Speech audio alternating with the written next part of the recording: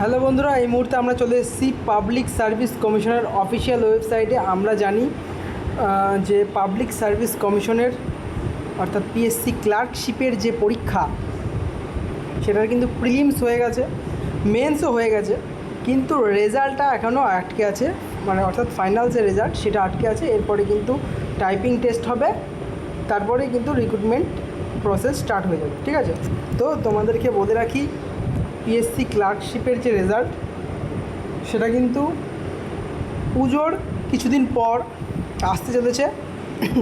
মেন্সের যেহেতু পিএসসি ক্লার্কশিপের যে খাতাটা, সে খাতা যেহেতু 3টে খাতা ছিল, 3টে পেপার ছিল, খাতাগুলো দেখতে একটু সময় লাগছে। যেহেতু স্কুল টিচাররা এই খাতাগুলো দেখছে, খাতাগুলো কিন্তু এখনও দেখা শেষ হয়নি পুরোপুরি। তো তোমাদের বলে রাখি এই রেজাল্ট কিন্তু খাতা দেখা শেষ হলেই খুব শীঘ্রই রেজাল্টও চলে আসবে তোমাদের হাতে।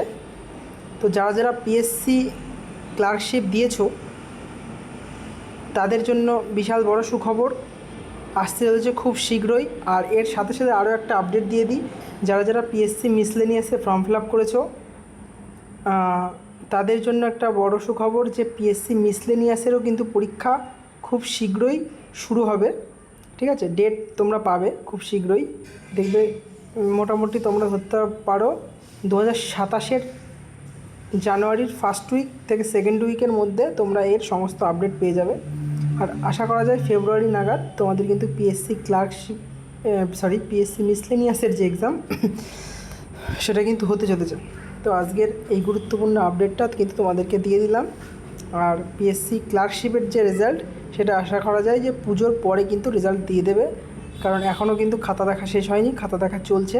প্রচুর ক্যান্ডিডেটকে পিএসসি ক্লার্কশিপে প্রিলিমস পাস করানো হয়েছে, তাই খাতার সংখ্যা কিন্তু প্রচুর, সেটা দেখতে যথেষ্ট সময় লাগে, এর জন্য একটু লেট হচ্ছে। আর বিশেষ কোনো ব্যাপার নেই। তো এই খাতাগুলো দেখা প্রায় শুরু হয়ে গেছে অলরেডি। তো খাতা দেখা শেষ হলেই কিন্তু তোমরা তোমাদের পিএসসি ক্লার্কশিপের যে রেজাল্ট সেটা কিন্তু তোমরা পেয়ে যাবে তোমাদের হাতে। তো এই ছিল আজকের আপডেট।